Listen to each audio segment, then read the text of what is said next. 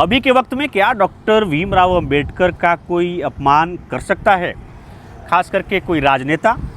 ये सवाल जब आप सुनेंगे तो आपका जवाब फटाक से ये आएगा, ये तो अभी संभव नहीं है। ऐसा इसलिए क्योंकि जो डॉक्टर अंबेडकर की प्रासंगिकता हाल के 5-6 सालों में बढ़ी है राजनीति में, उसको देखते हुए तो इस तरह की कोई हिमाकत नहीं कर सकता, चाहे वो किसी भी पार्टी का राजनेता हो। अब आप ये सोच रहे होंगे कि आज मैं यहाँ बैठ कर के और इस वीडियो में डॉक्टर अंबेडकर के मान और अपमान की बात क्यों कर रहा हूँ। तो इसके पीछे एक कारण है। 11 तारीख को इसी महीने लालू प्रसाद यादव का जन्मदिन था।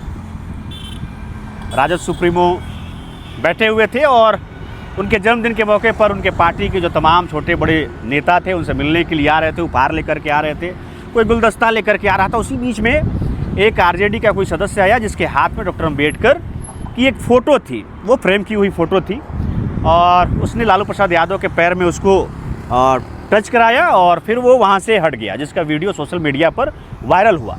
जिसके बाद बिहार की राजनीति में जैसे मानिए कि डॉक्टर अंबेडकर के मान अपमान को लेकर के एक बहस छिड़ गई।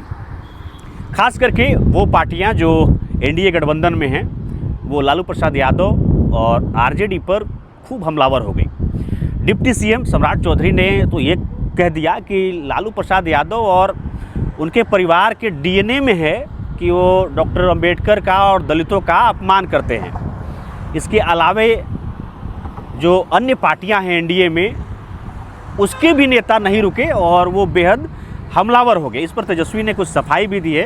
तो यही पूरा झगड़ा चल रहा है। इसीलिए मैं आज बात करने बैठा हूँ डॉक्टर अंबेडकर के मान अपमान के बारे में। तो जहाँ तक आप पीछे थोड़ा सा जाएंगे, कुछ पीछे के वर्षों में, तो आप इस बात को बेहतर तरीके से समझ सकते हैं कि ये क्यों हो रहा है। ये पूरा जो झगड़ा है और एक तरह से जो ये पॉलिटिकल झगड़ा है, ये महज दलित वोट को अपनी तरफ शिफ्ट करने का मामला है। 2024 का इलेक्शन जब आप देखेंगे और आंकड़ों पर नज़र डालेंगे तो आप पाएंगे कि तकरीबन 2% जो दलितों का वोट था वो बीजेपी से कट गया था।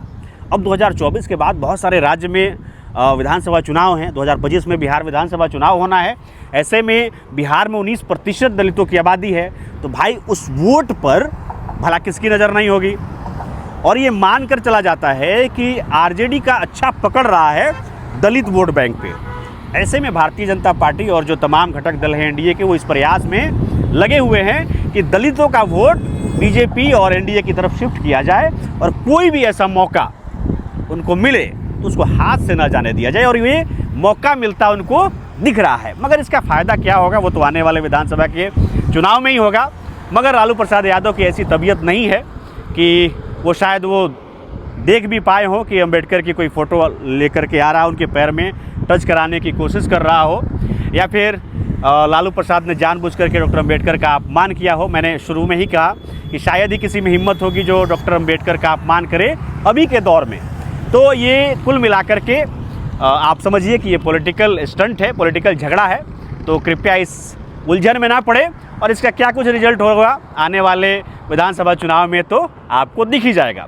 तो मेरा ये छोटा सा जो विश्लेषण है आपको कैसा लगा आप हमें ज़रूर बताएं।